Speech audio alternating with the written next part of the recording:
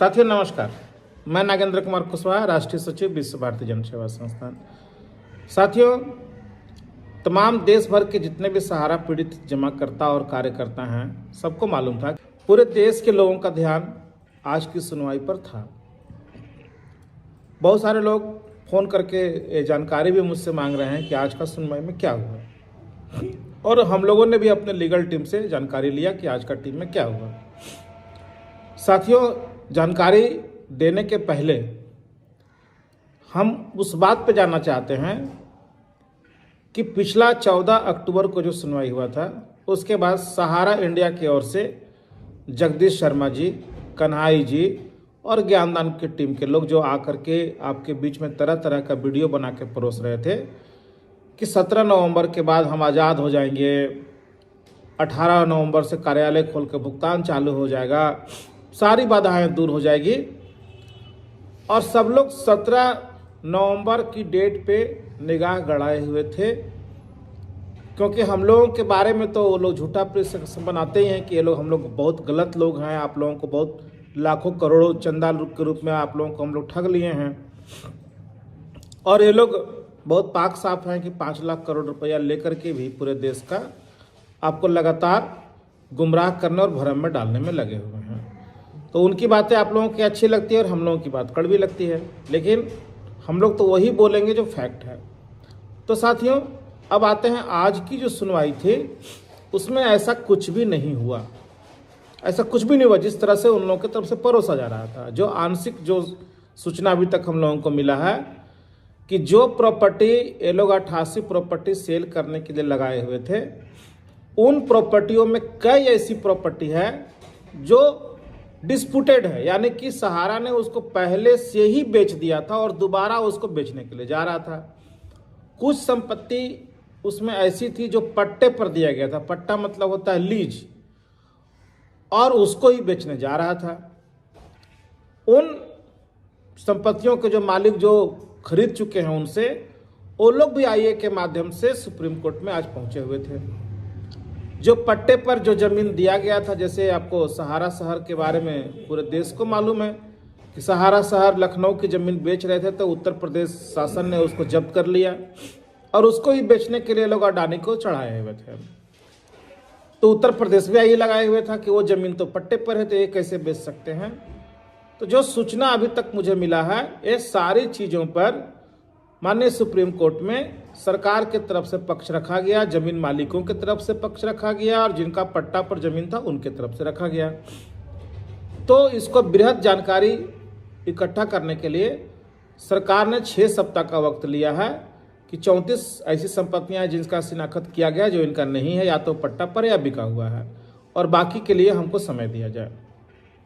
तो अब सारा मामला आज 1 साल से जो हो रहा था कि 9,000 करोड़ रुपया जो सहारा सेवी में डालना है, उसके लिए 55,000 करोड़ रुपया आपका इन लोगों का आ रहा था मुंबई से ज्वाइंट वेंचर के माध्यम से, और 5.5 लाख करोड़ रुपया आ रहा था एमबी वैली से, जो आज 1 साल से लोग उलझाए हुए थे।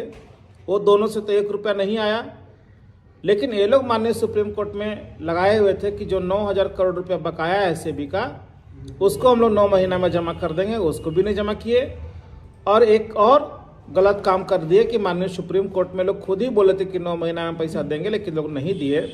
हो सकता है कि इसके ऊपर में सेबी इनको मानहानि कर भी सकता है, वो अलग है, वो कंटेम्प्ट का ही मामला बनेगा, क्योंकि खुद ही बोले थे कि 9 महीना में हम देंगे। वो भी नहीं जमा हुआ, और अब नया सी गुफा छोड़े कि 9,000 करोड़ रुपया जमा करने के लिए हम अपनी 82 संपत्तियों को बेच रहे हैं, वो भी इनका फेल होता हुआ दिख रहा है। ये है इनका चाल और चरित्र। सैलरी मामले पे जो आप लोगों को गुमराह करने की कोशिश इन लोगों ने किया कि पूरे देश के जितने भी सहारा के एम्प्लॉयज है, उनका सैलरी के लिए सहारा माननीय सुप्रीम कोर्ट में गया है, जबकि हमने पहले ही वीडियो के माध्यम से कहा था कि आपका सैलरी के लिए सहारा नहीं गया हुआ है। ऑलरेडी पिछले सितंबर में ही ये मामला उठा था सहारा की तरफ से कि सैलरी देने के लिए हमको 500 करोड़ रुपए चाहिए, और माननीय सुप्रीम कोर्ट ने उस आदेश में कहा था कि आपका सैलरी पर अधिकार एम्प्लॉइज का है, उसको हम नहीं रोकेंगे, किसका सैलरी कितना बाकी है वो पूरा डाटा बना करके दीजिए, और हम सैलरी देने के लिए पैसा देंगे, और किसी जमाकर्ता का भुगतान अगर बाकी है उसके लिए बना करके दीजिए, उसके लिए भी देंगे। ना तो ये सैलरी के लिए कोई आईए के रूप में वहाँ गए और न किसी जमाकर्ता का भुगतान मांगने के लिए वहाँ कोई आईए आज 1 साल तक फाइल किए। बाध्य होकर के सहारा मीडिया के लोग, जो लोग आज कई दिनों से तो वहाँ धरना पर बैठे हुए, कई महीनों से, उन लोगों ने अपने आईए के माध्यम से माननीय सुप्रीम कोर्ट में वहाँ गए कि साहब हमारा सैलरी बाकी है, वो नहीं मिल रहा। उन लोगों के लिए आज सुनवाई था। अब उस सैलरी मैटर पर क्या निर्णय हुआ अभी तक हम अपडेट नहीं है, लेकिन वो सैलरी मैटर पर बात केवल उन्हीं लोगों के लिए था, पूरे देश के जो सहारा के जो एम्प्लॉयज थे उनके लिए नहीं था। जो भ्रमात्मक चिट्ठी इन लोगों की तरफ से जारी किया गया था कि पूरे देश का डाटा मंगाने के लिए, वो बातें गलत थी और लोगों को गुमराह किया गया वहाँ पर भी। खैर वो एक अलग विषय है। तो अंततः सहारा का मेन मकसद जो था कि आज का जो डेट था वो किसी भी प्रकार से टल जाए, इसमें वो कामयाब हो गया। क्योंकि 24 नवंबर को माननीय चीफ जस्टिस रिटायर कर रहे हैं, नए चीफ जस्टिस आएंगे, फिर डेट इधर उधर होगा, तो इसको 2 महीना का टाइम फिर से मिल गया। और 2 महीना में जो सहारा की ज़मीन का जो लोग स्कैम कर रहे थे, बेच रहे थे, वो सब करने में इनको छूट मिल गया। मतलब 2 महीना का जीवनदान इनको और मिला। लेकिन ये इतना आसान नहीं इस बार सहारा के लिए होगा, क्योंकि हम लोगों ने इस वीडियो के पहले भी एक वीडियो बना करके आप लोगों को दिया था कि माननीय सुप्रीम कोर्ट में जो पब्लिक की तरफ से हम लोग पिटीशन लगाए हुए हैं उसको मेंशनिंग कराने के लिए हम लोग गए थे। और माननीय सुप्रीम कोर्ट ने मैसेज किया कि अभी आपकी पिटीशन नहीं सुनी जाएगी, पहले जितने उस केस में आए उनको सुन लेंगे तब आपका सुनेंगे। और हम लोगों को इस सुनवाई में नहीं बुलाया गया था और हम लोग गए भी नहीं।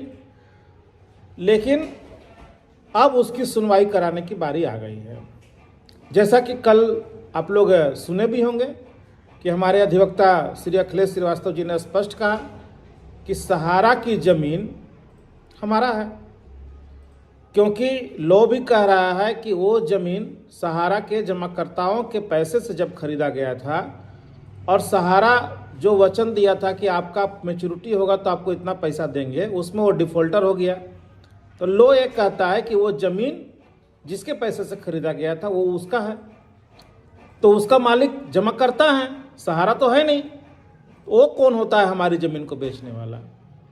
और उसका वैल्यूएशन माननीय कोर्ट को लगवाना पड़ेगा और कोर्ट को पहले ये जानकारी जुटाना पड़ेगा कि असल जमाकर्ता जो हैं सहारा के, जो कई कंपनियों से घूमते घूमते कोऑपरेटिव में आ गए हैं, वो हैं कितने और उनका मैच्योरिटी है कितना। और वो जब तक विश्व भारती जन सेवा संस्थान का पिटीशन की सुनवाई नहीं होगी वो माननीय सुप्रीम कोर्ट के संज्ञान में आएगा नहीं।